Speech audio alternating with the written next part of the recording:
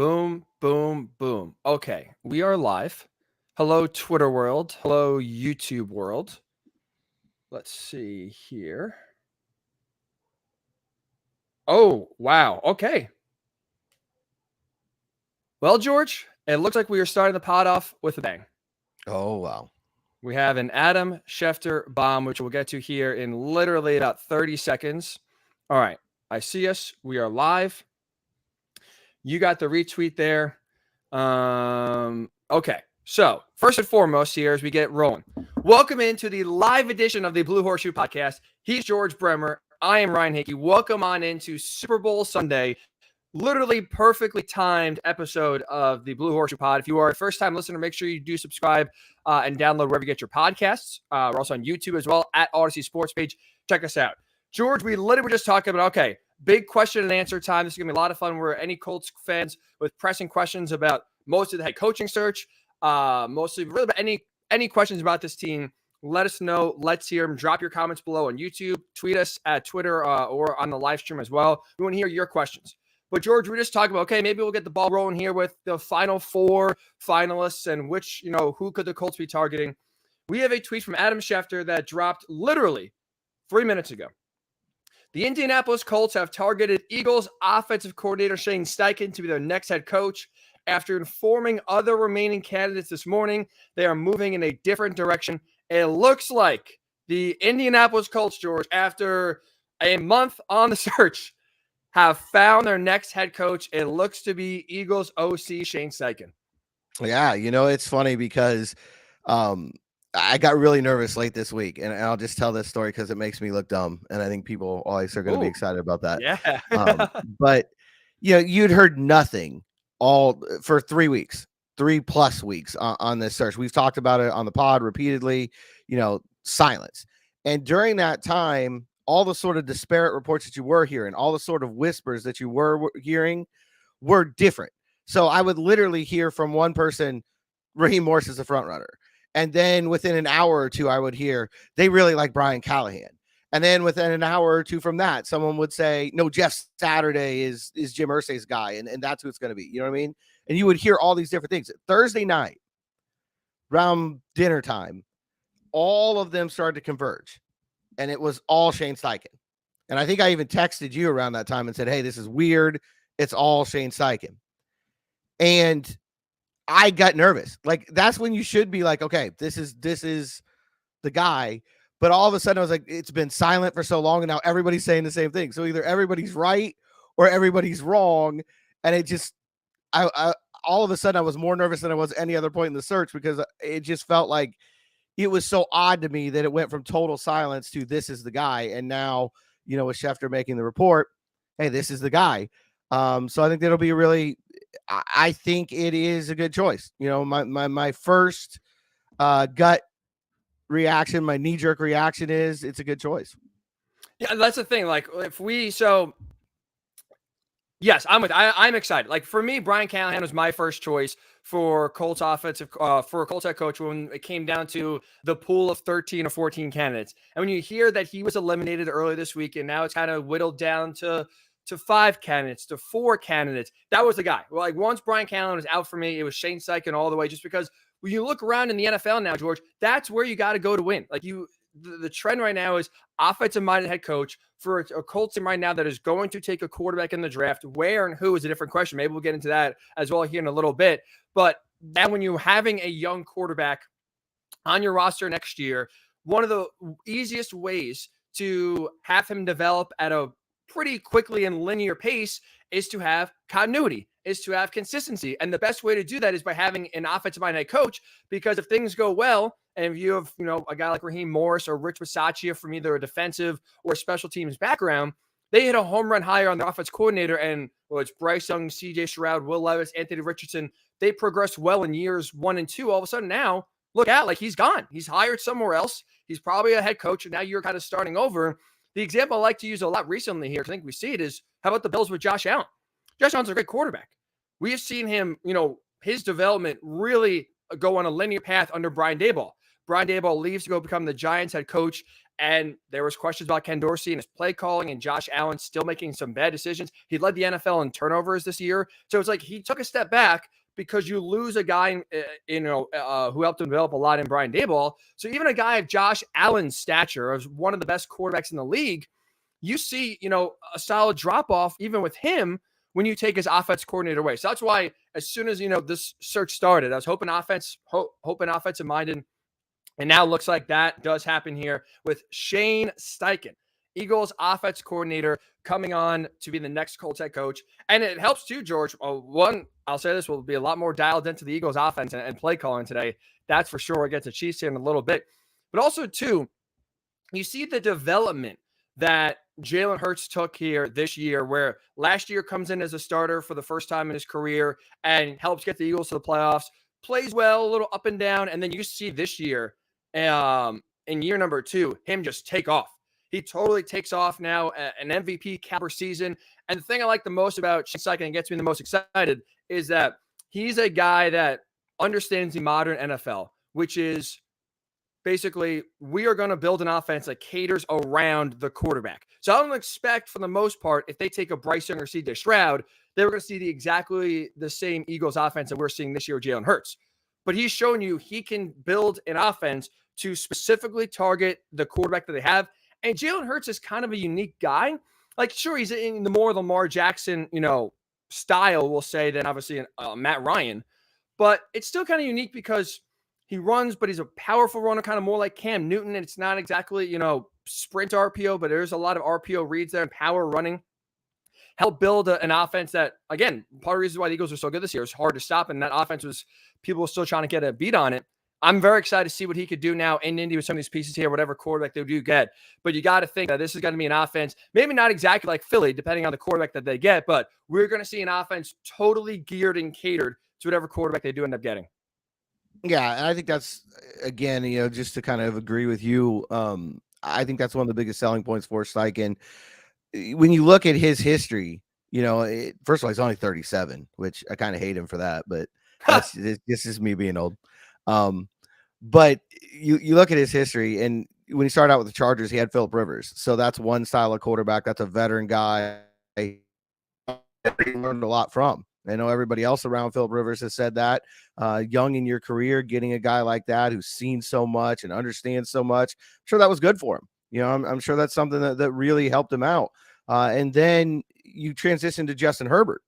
So the first quarterback he helped develop is Justin Herbert. And again, you're looking at more of a traditional pro style quarterback. Now, we've moved away in the NFL from the Phillip Rivers type. Justin Herbert's far more mobile than Phillip Rivers was. But at the same time, he's not Jalen Hurts. He's not Patrick Mahomes. He's more in that Joe Burrow, I think, kind of realm, where he can move and he can make plays when he has to with his feet. But you're still looking at a guy primarily playing from the pocket, primarily a traditional pro style offense. And then you go to Philadelphia with Nick Sirianni and you help develop Jalen Hurts, who's a third style of quarterback now, and is the new style running quarterback. And for me, I think that's something that should have interested the Colts all along and obviously did. That you're able now, as you look at this draft, I think any of those 4 guys you just mentioned, you can match them up with Shane Steichen and have some level of confidence that he's going to fit the offense to whatever they do. None of them are Jalen Hurts. None of them are Justin Herbert, but he has shown you he can take what is there and hide the strengths and build the offense around it. And I think that's got to be a major factor in him coming here. I think it'll be interesting as we start getting into staff, and who's going to be there right off the top. I'm going to butcher this name on a live show. The Eagles assistant offensive line coach, I believe it's Ray Itzvin, something like that. But I would think he's a guy that would have a really good chance of coming here. But one of the interesting things about that is normally you hire a head coach and they're bringing a bunch of guys from the staff they're on. You look at that Philadelphia staff, a lot of old Colts assistants are there with Nick Sirianni. Most of those guys, the first time that Steichen worked with them was in Philly because he was with the Chargers and came over. So will he go more to guys that he was with in LA and San Diego? Will it be more guys who are with him in Philly? Will he want some guys who were here in Indy? You know, I think it's going to be really interesting to see how that plays out. Things like his offensive coordinator, his quarterbacks coach.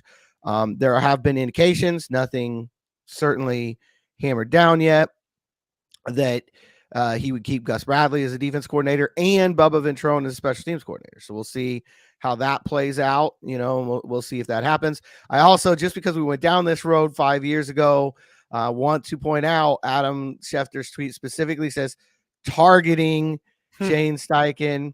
There has not been a contract signed yet. So, you know, it certainly is the direction. It's certainly what the Colts want to do, but it's not a done deal yet. Yes, that is a great caveat to point out, because yes, we have seen this kind of go before, where the offense coordinator in the Super Bowl agrees to the Colts head coach, and just happens the night before the press conference and maybe back out. So definitely a story we have seen. But shocked it happens again, especially with how meticulous Chris Ballard has been.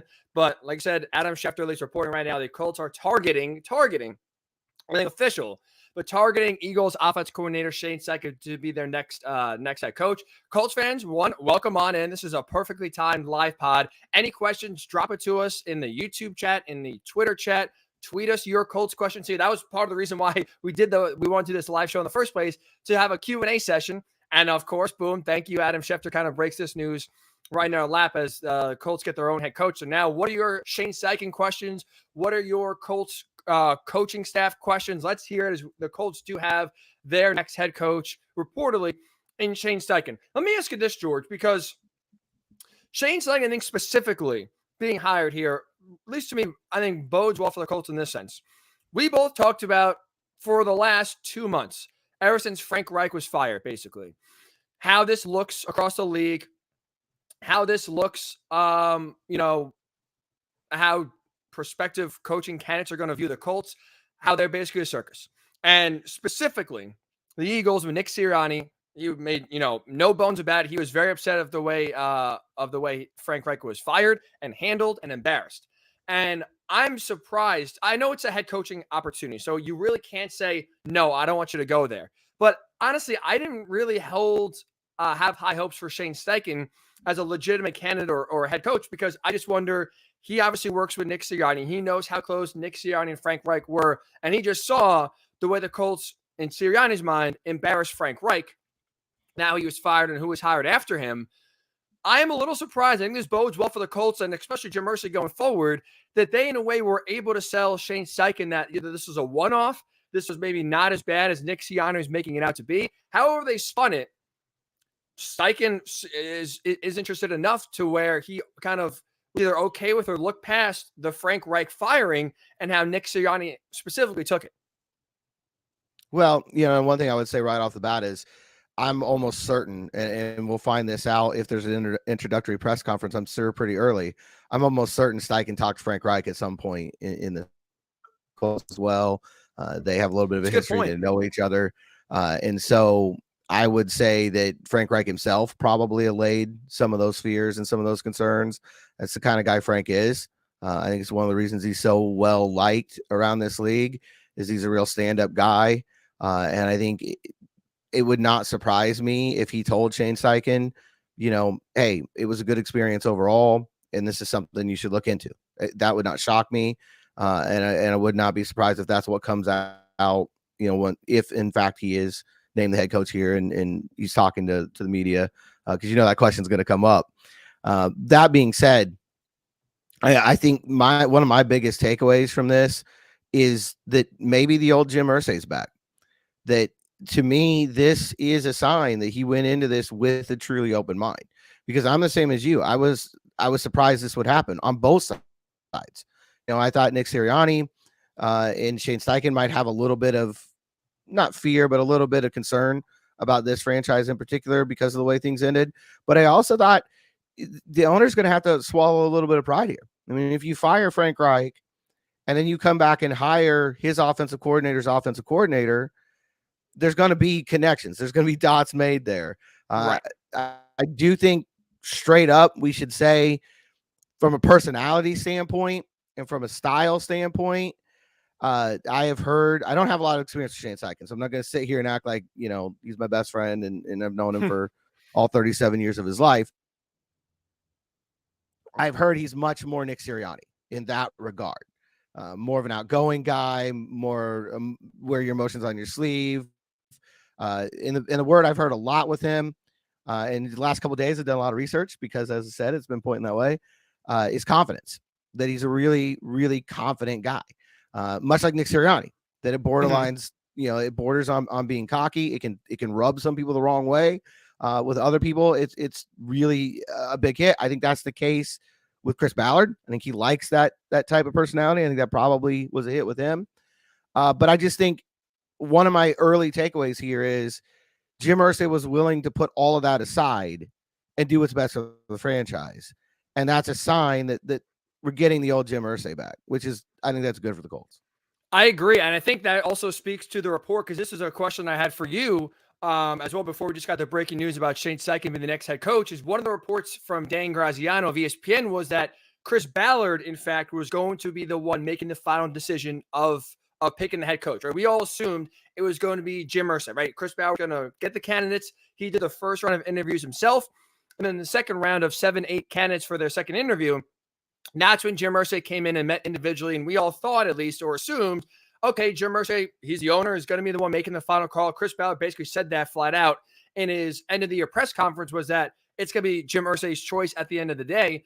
And Dan Graziano, at least I believe it was either yesterday or Friday, was the one who reported that Chris Ballard is the one making the final call here, and he's going to be the one making the decision, which, again, I think also speaks to your point of Jim Irsay, to his credit, either did some self-scouting of himself, either listened to those around him and said, look, the last 2 months, you made yourself look like a fool. You could believe you made the right moves in firing Frank Reich. Like, we can get into a whole different discussion of whether Frank Reich was wrongly fired and the timing of it and everything else.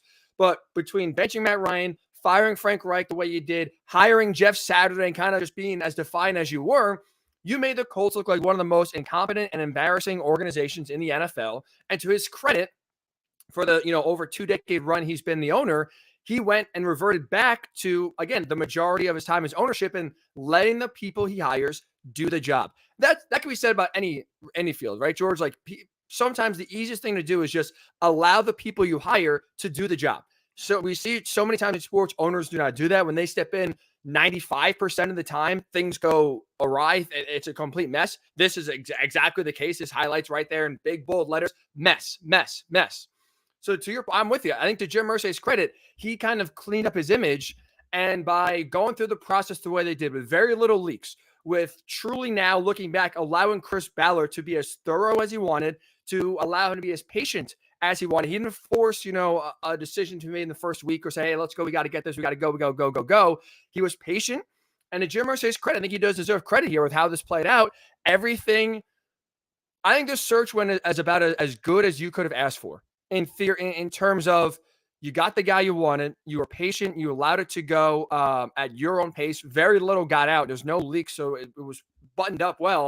And like I said, I think you kind of, for the first time in 2 months, reverted back to some sort of competency within the organization. Yeah, there's a comment up there from Uncouth. That's what I was smiling about when I saw that pop up. I choose to believe this was 200 IQ Irsay.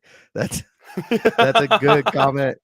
I think that's one thing I know to be true about Jim Irsay. He cares about this franchise and he cares about this fan base. I think I was talking with my wife earlier in the week. We were trying to figure out, is there, and I'll throw this out to you, Ryan, is there an owner in the NFL who's more in touch with the fans and truly cares more about what they're saying? Not that he's letting them run the franchise. I don't want to make that kind of indication, but truly cares more about what they're saying than Jim Irsay. I mean, he's on Twitter. There aren't many of them there right away. And it's not a corporate Twitter account. It's not some ghostwriter, sending out these tweets for him.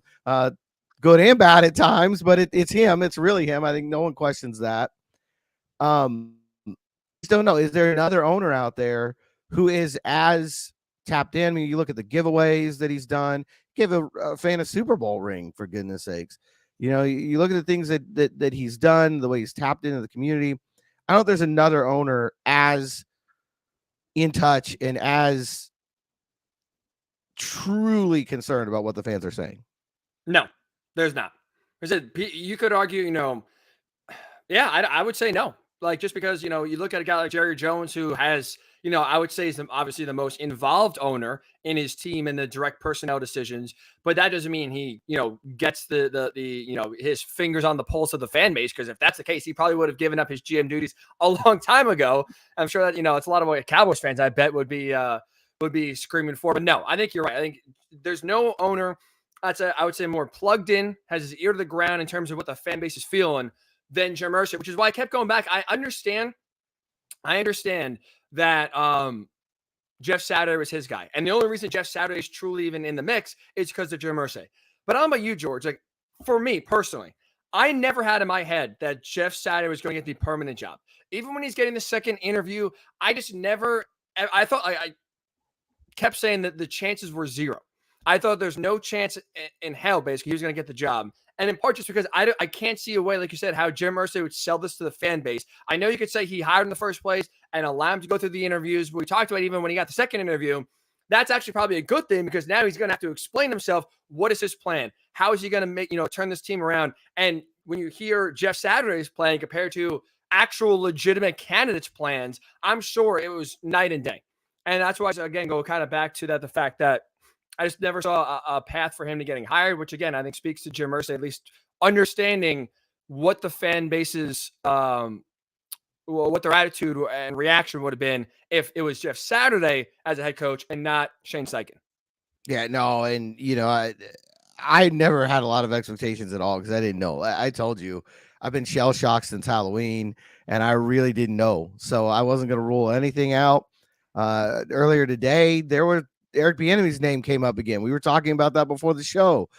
So I've never had any kind of real expectations or any kind of solid feeling one way or another in this search. But I do agree. I think the one chance that was always there was that Irsay would have to be the one to make the call. And with him seeing the reaction of the fan base, it was making it less likely. It'll be interesting to see what Jeff does now. Does he go back to ESPN? I know that there were reports very early on, feels like a year ago when this search first started, that they would welcome him back with open arms. Does he, here or elsewhere? Because there's a lot of jobs open with all the head coaching jobs that were there, all the new offense coordinators. There's a lot of position coaches jobs open. Does he want to, go and be an offensive line coach somewhere, climb the ladder? I don't know. It'll be interesting to see. I know the Colts had asked him twice before, here in Indy, and he turned it down. It'll be interesting to see if that's what it happens. Watching this comments again, it's really fun to do that. And thanks everybody for joining in. It's one of the reasons we want to do this live show. Eagles fan franchise on here. The Colts just won't leave us alone. LOL. Take Gannon, not Shane. LOL. And then he says, in all seriousness, though, you guys just got an amazing young mind. Shane is a brilliant OC. He was the OC for Justin Herbert his rookie season. It took Hurts to new heights. Sarah Smalls, a fan who's been interacting with us on Twitter as well, saying she has friends in Philly who are saying, that they don't want to see Steichen go. I think that's a good sign. Sometimes when you see these hires, the other fan base is good riddance. Thank goodness it's not happening right now in Philly. I'll tell you one thing I know for sure about Philly fans. They will tell you how they feel. They're not going to blow smoke at you. That's true. Let me ask you this. Like I said, if you have any questions, please feel free on YouTube, on Twitter. That's why we were here. That was the main reason why you're here, to answer your questions. I got a good one here I want to throw by you here in a second, George. But let me ask you this, just speaking of the game, and since we kind of, got on talking a little Eagles here with Shane Steichen, were you going into this game, did you have a rooting interest? No, I never really do anymore. That's one of the bad things about being in this business is that you lose. It's beating out of you, huh? Yeah, and it's not even, I think people are like, oh, it's objectivity, and it's just the grind of the job. You get to where, to the extent that I had a rooting interest, it's Nick Sirianni. You get to where guys that players that you've been around a little bit, you want to see them do well.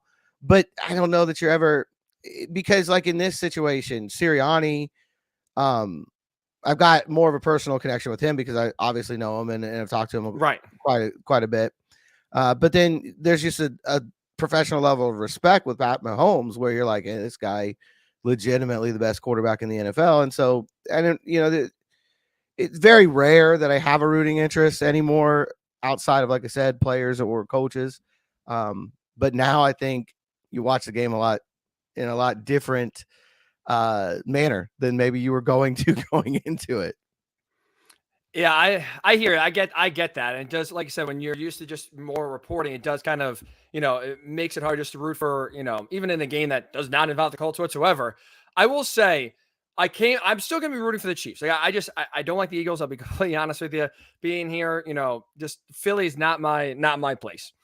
With that said, I think my rooting interest has changed a little bit in terms of I'm still rooting for the Chiefs to win, but now I'm rooting for the Eagles offense every time they're on the field. So I'm hoping for a 35-31, let's go 40-35, just really kind of blow it out there, blow it up, and just have, the Eagles and Shane Steichen really just put on a masterful performance. Definitely be rooting for his offense at least every single time they're on the field. So this does change a little bit for me, just in the sense of that rooting hard for the Chiefs. Even though my one friend's an Eagles fan, hopefully he's not watching, and actually be watching with them later. So that could actually be a little interesting. But definitely now be rooting for the Eagles offense a ton. All right, so let's get to some questions here, George. Colts Nation 365 writes to us on Twitter. Steichen, right now, obviously the Colts have their head coach in Shane Steichen. Bryce Young or CJ Stroud? I think he's a better fit for the Shane Steichen offense. And this is going to sound like I'm on the fence, and I'm not, because I've been thinking about this for a while. I think one of the reasons that you go get Shane Steichen is it works well with both of them, because I think you've got to do a different thing with both these guys. I think if you get CJ Stroud, you're going to look more at that Justin Herbert style of offense, what he ran in LA, and relying on the arm talent and getting the ball out quick, relying a lot on reads. Bryce Young does all that and does all that really well. But I also think it would be a little bit different. And a thing with Young is, and this is odd because Steichen doesn't have any direct connection to this.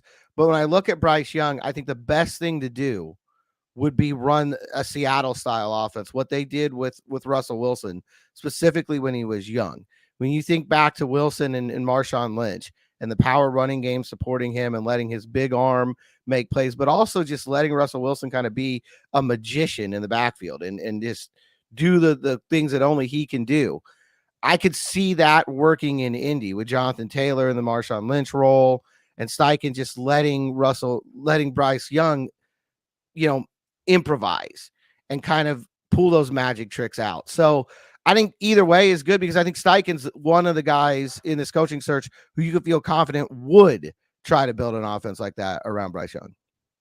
If you are just tuning in for the first time, make sure you download and subscribe to the Blue Horseshoe Pod. We are here all off season, 2-3 pods a week, especially now that we finally, George, have an answer at head coach. I don't have to be guessing and reading tea leaves and trying to decipher what certain tweets and emojis from Jim Irsay means. Does that mean some, head coach candidates are higher or less than others? That's some pods we did in the last few weeks for sure. So make sure you check us out wherever you do get your pods. Again, we are the Blue Horseshoe Pod. He definitely uses more emojis than any other NFL owner. Oh my goodness! I mean, his emoji to tweet ratio is, like I said, that there's half the owners I'm sure don't even know what emojis are, George. So the fact that Irsay is using them in literally every tweet he has, you're 100% right. No one's more engaged in the fan base. No one tweets as much as Jim Irsay, and definitely nobody uses as many emojis as the owner of the Colts. That is for sure. Look, you know me, I'm a Bryce Young guy. So when Colts Nation 365 asks, now that Shane Steichen, CJ Stroud, or Bryce Young, I'm going to go Bryce Young. I think it's a better fit. Like I said, it's Shane Steichen's a guy that we just kind of talked about for the last 20 minutes. He builds his offense around the quarterback he has. So I wouldn't say this hire kind of gives a tip of, maybe a certain style of quarterback. Because like I said, even though you can kind of look at what he's doing, Jalen Hurts, and say, okay, well, that's kind of fits the Will Levis mold. So maybe the Colts will go that way, or Anthony Richardson. Well, right before he was in Philly, he was in LA with Justin Herbert, which is, again, more CJ Stroud and even Bryce Young-esque a little bit kind of mold. So he's worked with, the two styles of quarterback that are going to be, here in at least in the top four when it comes to the four quarterbacks that will go in the first round. He can work with all four because in some sort of way, in some sort of capacity, he's had a quarterback that fits the mold of each there. But Also, I think what helps, and maybe this is something we get to here too, George, as well. Jalen Hurts obviously went to Alabama for 3 years before transferring to Oklahoma in his final year. Having success with an Alabama quarterback, I know each one is different, so it's maybe just frankly a stupid conversation, but I'm curious your thoughts here. Does that make it more likely that Bryce Young could be, the guy, kind of knowing the familiarity with the offensive system from Alabama and having a quarterback that has worked well coming out of that system? I'll say yes, but not maybe in the way people are thinking. I think it makes it more likely in the sense that there were a lot of questions on Jalen Hurts coming out too. Oh, yeah. They were different than they are with Young. Young, it's almost all around the size, and specifically the weight. He's under 200 pounds. Heard that he's trying to put some weight on right now. I think one of my colleagues said earlier, if he shows up at the combine at like 205 or 210, it might be the best use of Southern cooking the history of time, which I think is a really good point to make. Lots of sweet tea down there maybe for him right now, trying to, I'm sure, to pack on that weight. But I think there were a lot of questions around Jalen Hurts, and with him, it was, can he throw the ball consistently enough? Can we know he's an athlete? Can he beat defenses with his arm at the next level? And because Shane was there and saw that development and knows that the answer to that is yes, he's going to be less afraid of the questions around Bryce Young. So that's why I would say, yeah, I think it helps. Not so much the Alabama connection as you already went through this. You've been there in person with a quarterback who people said, remember when Philly took him, there was some talk, is he overdrafted? Second round, it was a little surprise, that it was that early. And now you're looking at him now. I think anybody is, I don't know anyone who's saying, yeah, they took him too soon. Maybe Carson Wentz. He might still be saying they took him too soon. No, nobody else is thinking that right now. And I think it's a credit to the job that the Eagles coaches have done. But it's also, if I'm Shane Steichen, I'm not worried about what, the experts are saying about quarterbacks coming out. I'm trusting my own instincts in what I see personally. I'm 100% with you. And like I said, I think it absolutely helps that even though the offenses has changed and Jalen Hurts' offensive coordinator was not the same as what Bryce Young had with having Bill O'Brien the last 2 years. Although I think having an offensive-minded or NFL offensive-minded in Bill O'Brien, I think does help Bryce Young in terms of his translation to the NFL. So again, for me, we both, if you're tuning in for the first time, me and George have both been on the Bryce Young train now for a while. That has been our clear-cut number one. That is our number one pick for the Colts when it comes to quarterbacks this year. I will say I am a little nervous. There's one aspect of Shane Steichen specifically and his history that has me nervous about maybe him leaning CJ Stroud over Bryce Young, and that's this. The size. We talk about the size a lot. We talk about the weight a lot. You're joking. He's trying to get to 205, 210 by maybe, a steady diet of burritos, sweet tea, fried chicken, whatever you got to do between Alabama and California to get as much weight on as you can here in the next few weeks before the combine. He's going to do it. But we talk about the size a lot as the only real negative about Bryce Young. And when you look at Shane Steichen, the last two stops he's been at in LA and in Philly, he's had two quarterbacks physically imposing. Justin Herbert is 6'5", 6'6", I believe. So skinny, but very tall, very big, and obviously, as we know, very sturdy. And speaking of sturdy, you look at Jalen Hurts. He was a power lifter. A guy just, eats weights, I feel like, for breakfast. He is a battering ram. Even though he got hurt and missed 2 games with that shoulder injury, he was just, he's someone who's just as tough as nails. So you've had two quarterbacks recently that have been physical specimens in terms of either strength in Jalen Hurts or pure size in Justin Herbert. That does get me a little nervous that maybe Shane Steichen will kind of aim his quarterback search more towards a guy like Will Levis or CJ Stroud because of their size and strength compared to a guy like Bryce Young, just because, again, he's had success with quarterbacks that have been, physically imposing in a certain way compared to what Bryce Young will definitely not be physically imposing. That's the one thing we will say in his NFL career. That's the one adjective we will not be using to describe his game. No, absolutely not. And you can go back to Rivers as far as being physically imposing too. He's another really big guy, sturdy, prototypical size quarterback. So I think everybody that Shane Steichen's worked with at the NFL level kind of fits that mold. One other guy that you've got to mention it, especially the way things have been coming up this past week, Lamar Jackson. He's Baltimore. There's a lot of noise out there. Could they franchise tag him? And could they use that to facilitate a deal eventually if somebody blows them away? It's not hard to look at that Philly offense and envision Lamar Jackson running it. And you want to talk about big and sturdy and Shane Steichen type of guy, Lamar fits that mold. Now, are the Colts going to want to give up, what it takes to do that? I don't know. But I think we had mentioned that on the pod before. I think Lamar has got to be in the mix as well. We talked this on a previous pod, so in case you missed it, we can just bring it up here. I think it's an interesting discussion. If I'm the Colts, I would not trade for Lamar Jackson. I don't know how you feel, George, but I would not trade.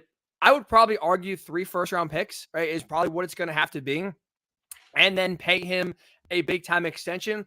Right now, with the fact that Lamar's last 2 seasons have ended in injury and ended in him not being there on the field for the biggest games of the Ravens season, I just don't feel comfortable right now basically giving up an arm and a leg to get Lamar, then have to pay him a big-time deal, and then hope he stays healthy when there's still other questions about this roster. There's still other areas that they need to address to get better at. Whereas, look, you're still, if they have to trade up to 1 or 2, you're still going to have to pay a pretty penny, but at least you're going to have a quarterback on a rookie deal rather than Lamar Jackson on a $45, $50 million a year deal, and also no first-round picks for 2 or 3 years after this year.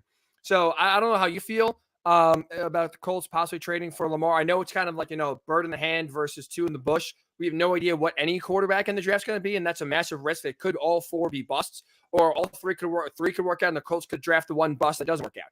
So there's no guarantee whatsoever. I'd rather just take my chance and basically play the lottery in the draft rather than right now trade for Lamar Jackson, who's been unable the last few years to be on the field in the biggest games of the season.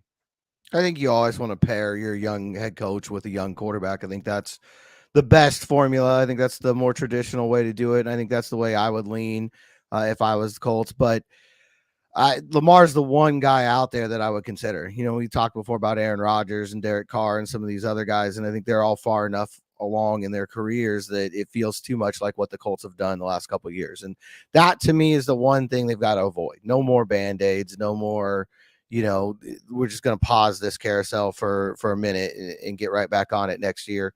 And I think Lamar at least handles that side of things. If you believe in the health factor, which is a huge part of this, you got to make sure that he's okay now. You got to make sure that you can continue that he's going to play for you. I think especially with this franchise, you don't need to tell this team about quarterback injuries and how devastating they can be. So, Lamar's the one guy that I would, for me, if I couldn't get Stroud and I couldn't get Young, I've said this before, I have no interest in Levis or Richardson. And I know there's going to be a lot of people right now who are not happy with that. For me, it has to do with the makeup of the team right now. They're both going to be guys who need to be developed. And I think everybody, even who's the highest on them, feels that way.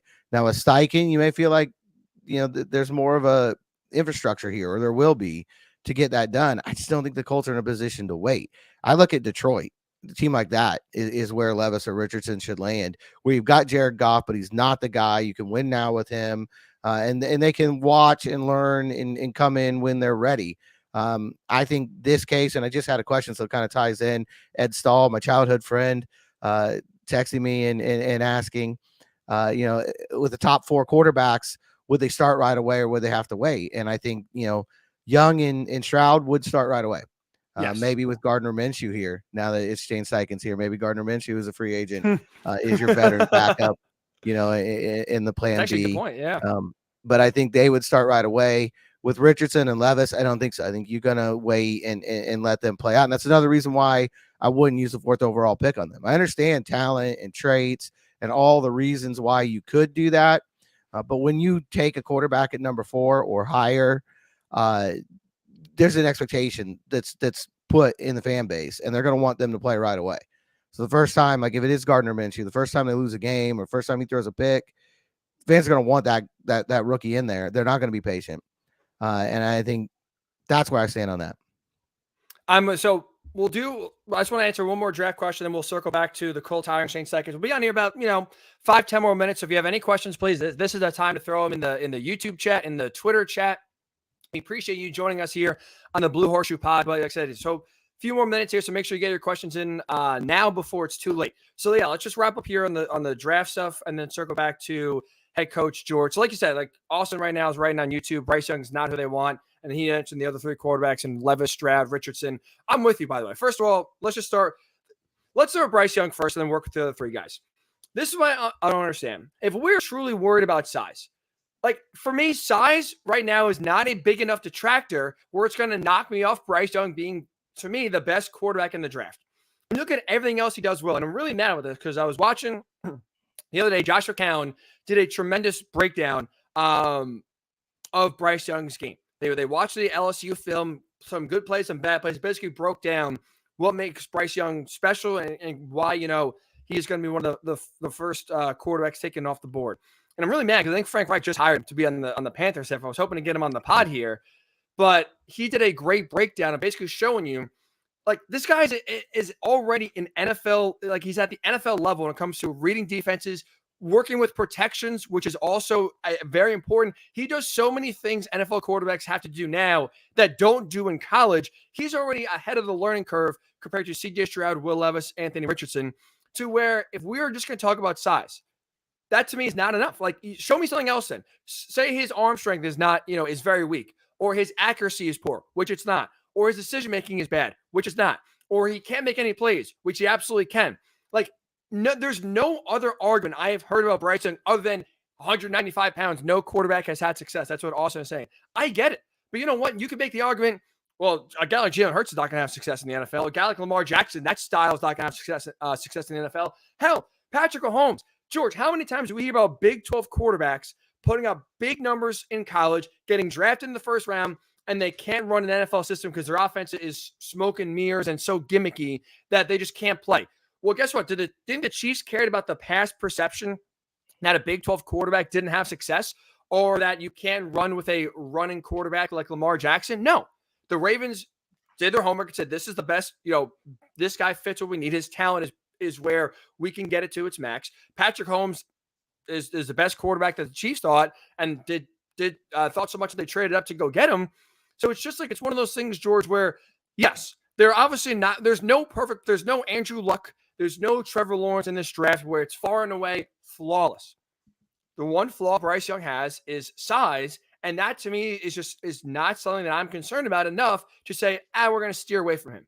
We're not going to make the first overall pick. He does everything really well, and that to me is why I think he's going to be by far and away the best quarterback in this draft class, one of the best quarterbacks in the NFL. That's why I found the Colts size be damned. If I'm Shane Steichen, that is my guy. That is number one. We look at CJ Stroud.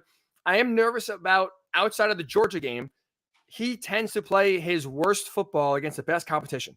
That is not a good sign when most of the times Ohio State just has more talent than everyone else. And we've seen plenty of quarterbacks have more talent and just easily, be able to play well, because when you're working at, when you don't have to do a lot, when you just have your receivers just flat out better, just throw it up, go make a play, or hand the ball off, go, outrun everyone. It's easy to do that.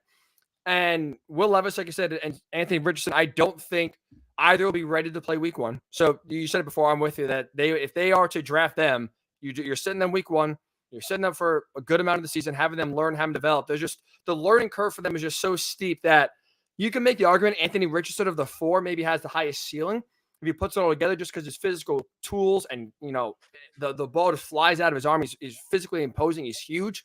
But it's a massive question where, like, we could be sitting here 3 years in, George, and just the guy doesn't pan out. So I'll take, for me, what is the closest thing to a guarantee in Bryce Young. And this is a guy that, again, sorry, now this is another thing too. Like, this is where we're talking about making arguments against Bryce Young. Why should the Colts not draft Bryce Young? Austin writes, durability is the biggest thing. Durability? The guy didn't get hurt. The guy took some big hits. He had a shoulder injury at Alabama, played through it, and played some great football through the shoulder injury. This is a guy that is stable, that is sturdy, that can, I have no doubts on this offensive line, just won't put himself in a position to leave himself susceptible getting and taking big hits. Yeah, I think he did a good job of that in the SEC. And the thing is, the one injury he had, he played through. And I think that's really important to note, and not just played well through. They lost those games, Tennessee and LSU, but I don't think anybody puts either of those losses on Bryce Young's shoulder. That was the Alabama defense didn't get it done this year, and the offensive line really wasn't at the level that they normally are. And I think that's a big part of it. The fact is, Young's a historic outlier, and I think that might scare off Chris Ballard. That's something we're going to have to wait and see. He's been a big traits guy. It's been a real part of his DNA.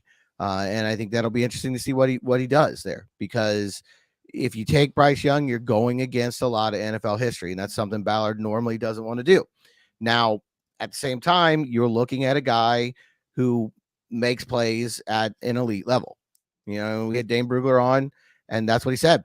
On the football field, that he's out there, his vision, his ability to distribute is elite, and I think that's what you got to weigh. And it'll be interesting to see how that plays out. And I think Steichen's gonna have a lot to say in that. If there's one thing we know from this quarterback carousel the last 5 years here, is that Chris Ballard will listen to his head coach.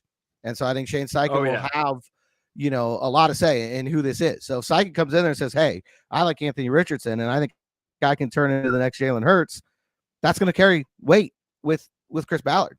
So I think it'll be interesting to see how that plays out. That's the next level of this. Now that the head coach question has been answered interimly, I'm still going to throw out there. That's a fair caveat, I'm old George. enough to remember Josh McDaniels, so I need to 100%. But that being said, all signs point to Shane Steichen. And with that kind of out of the way, quarterback's next, and that's going to be what dominates the talk, until draft. So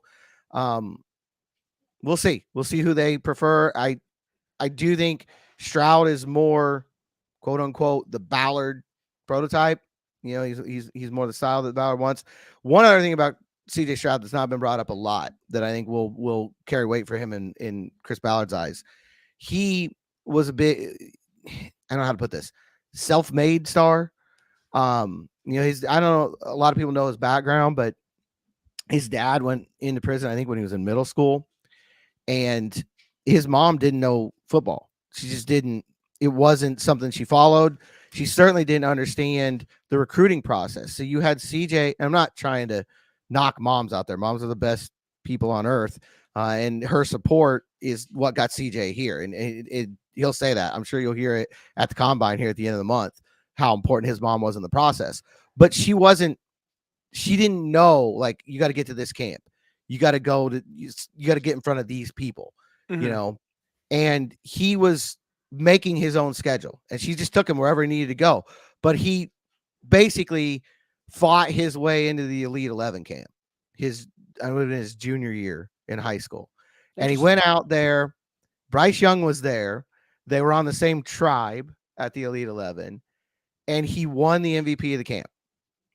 He worked his butt off, had this goal, won the MVP of the camp, and the next day Ryan Day called and offered him. So you want to talk about a guy who, I don't know, offered him, called and made the first contact with him, the first part of that process. But this wasn't your typical 5-star prospect. People had him pegged from a very young age. Not that there's anything wrong with that. Those guys have worked hard and earned it too. But I know Chris Ballard looks so much at how do you overcome adversity? How much fight is there in you?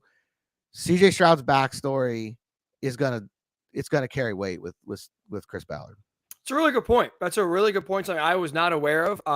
So like I said, it's going to be, we'll be hearing a lot of, like I said, in here in the next few weeks and months leading up. That's really interesting. Like I said, it just another credit for CJ Stroud going forward, that you can do it, kind of like I said, on his own, which is maybe a separator in Chris Ballard's mind. But like I said, we'll also see how much influence Shane Steichen will have.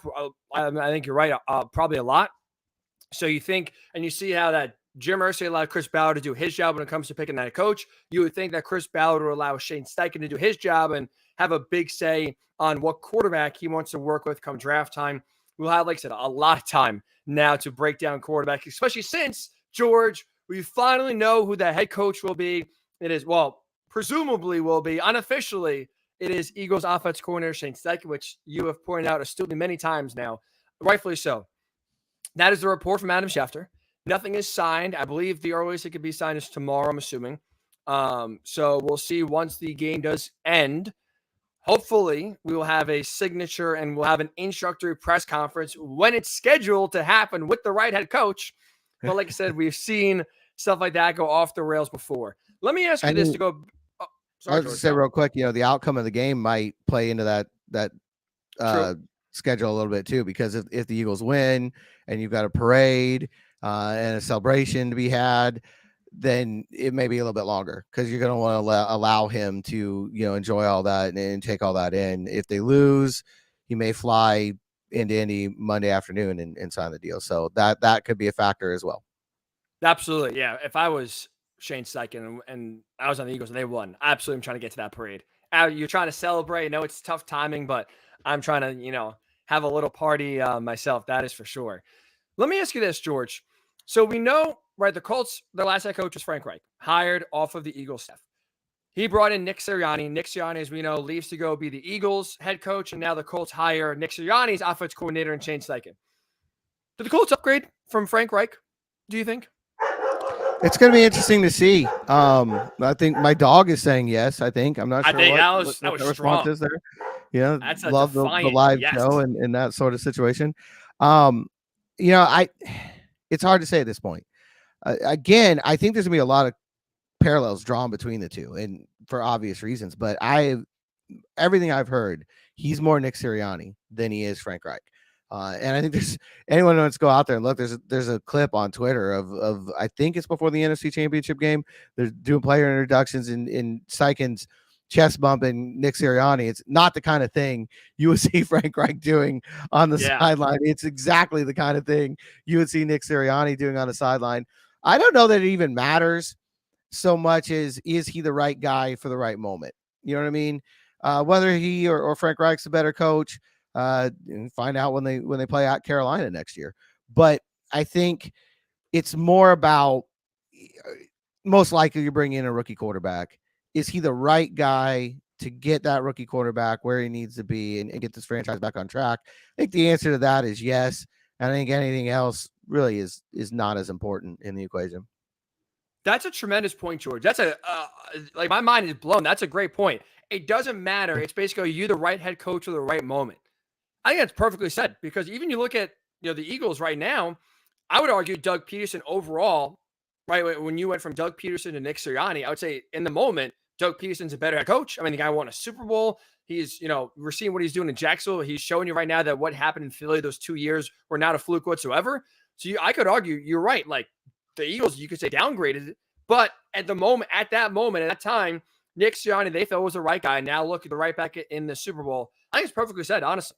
Because even you two, if you're right and he's more Sirianni than he is, let's say Frank Reich in terms of having the personality, having the the command of the room, getting in guys' faces, that's really what the Colts need. And if you have even a little bit less of an offensive mind and game planning and playing calling than Frank Reich, I still think he is one of the best in the NFL in terms of designing a game plan and calling plays. Do you have maybe just take a step down from that, but you take a step up in terms of accountability, intensity? I think it's what this roster needs. And I think for right now, what the Colts are looking for, you kind of get the best of both worlds where you still have a really high offensive mind with a guy that can kind of, bring the juice and kind of get the guys going, which is for a very, pretty young-ish team. I think that will go, work wonders in terms of bring that intensity level up. So I like that a lot. I think you're 100% right. Right coach for the right moment. I think that's what Shane Steichen, you could say, is. Yeah, I don't know. I'm in a weird spot today. Anyway, I think I'm still trying to get used to Adam Schefter like helping me, like Adam Schefter tweet making my life easier. That doesn't happen. So I'm still trying to adjust to that. That's a really good. It's a really good point. Anytime Adam Schefter and the Colts, are tweeting, it's never a good thing. Which actually, you bring it up. I'm kind of surprised he's the one to break this news, considering that he's kind of been the one on the outs, especially in this head coaching search for the Colts. It's usually been Ian Rappaport. It's been Tom Pelissero. We've seen Dan Graziano throw some nuggets in there as well. It's really been anyone but Adam Schefter kind of breaking news and kind of giving any sort of intel on this head coaching search. But here's Adam Schefter prevailing and bringing what we think is going to be good news that Eagles head coach Shane Steichen is going to the next Colts head coach. All right, so let's put a bow on this live pod on this breaking news with this question. So it's taken a month, George. They've interviewed a ton of candidates, 13 candidates that they started with, whittled down now to 1. Overall, Colts, do you feel good about this last month? Do you feel good about the Colts process? And do you think that the process at the end got the right result? I think to answer the last part of that question answers the first part. I think they did get the right result, and so therefore you do feel good about the process. Now, we'll see if I still feel that way 2 years from now. I think that's the next big question in all of this.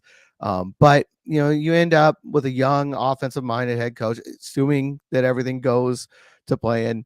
You end up with a young offensive-minded head coach with a good resume, and I think most importantly, he's got a good history with quarterbacks. And that's there's no secret. That's the biggest question around here right now. Since Andrew Luck retired, the number one thing has been that quarterback carousel. All signs point to the Colts trying to end that this year by bringing in a rookie. And so the most important thing I always felt like all along in this search was to get somebody who would be best positioned to put that rookie in the best possible spot. And I think they've done that. And if you look at all the guys that they interviewed, you can make a really strong argument that Shane Steichen is the best guy for this job. I'm with you. Like, it's been at times frustrating, and we have done pods where I'm sitting there like, George, what the hell are we going to talk about? Just because there's not a lot of information. This process is going on for forever. We're trying to, just kind of grasp at straws of any sort of clue. So this time, times just been frustrating. But I'd say overall, the last month, the Colts, I would say, look, we said it a few weeks ago. I think this is right. There's going to be no home run hire. So I don't think this is one of those where you win the press conference right away because Shane Steichen was the guy you circled at the beginning of the search. But I think in saying that, it's almost a good thing where the Colts, I do feel really, like I said, about the process and the result, because Chris Ballard, basically, his credit, after 2 months of chaos, helped steer the Colts back on course, where he outlined as soon as the season ended, this is our plan. We're going to be deliberate. We're going to take our time. We're going to interview anyone and everyone that's available to get an idea of who fits us best.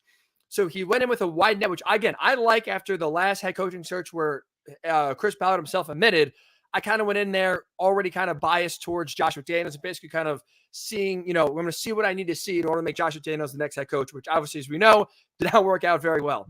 So he went into this search wide open, eyes wide open, saying, I'm just going to see what the hell happens. Whoever wows me in these interviews is going to get the job.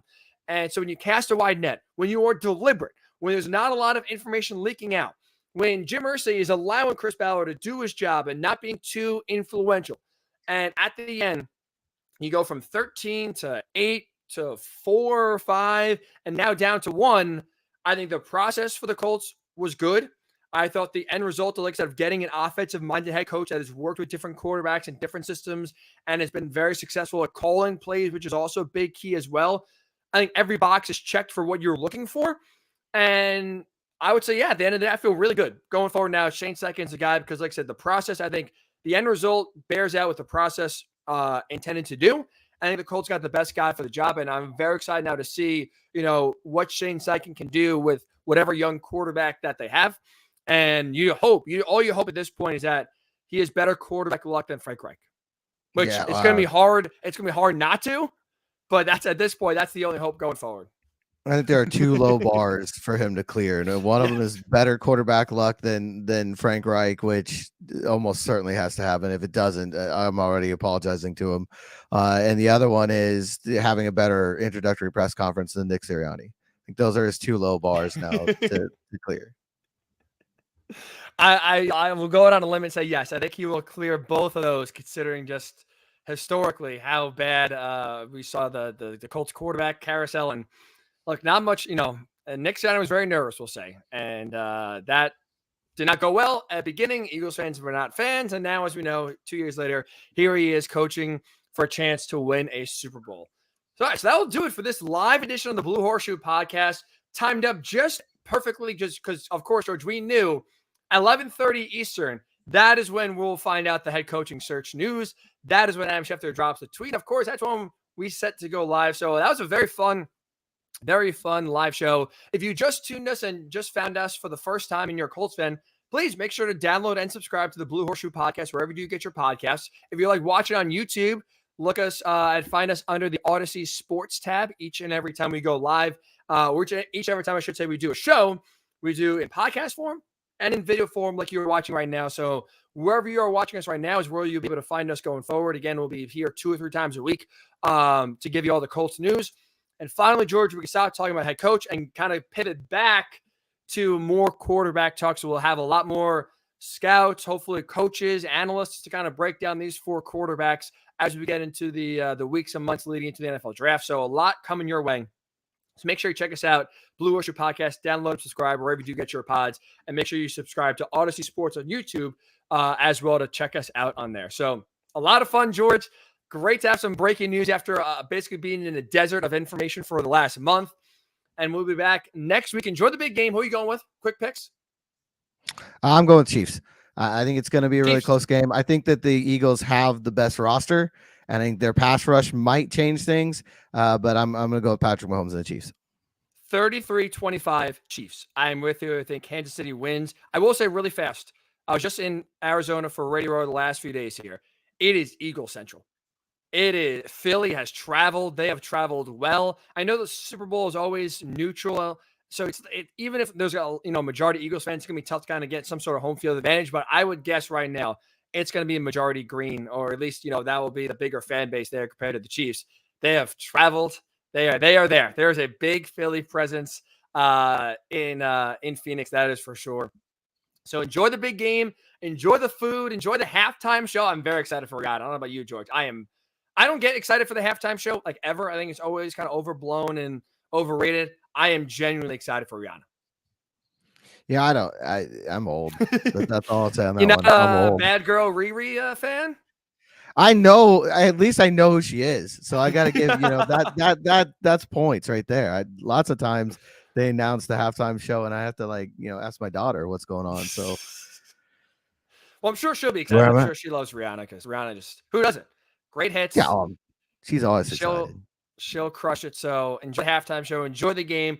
We will be back probably on Tuesday. So I think we'll talk to you on Tuesday right here on the Blue Horseshoe Podcast.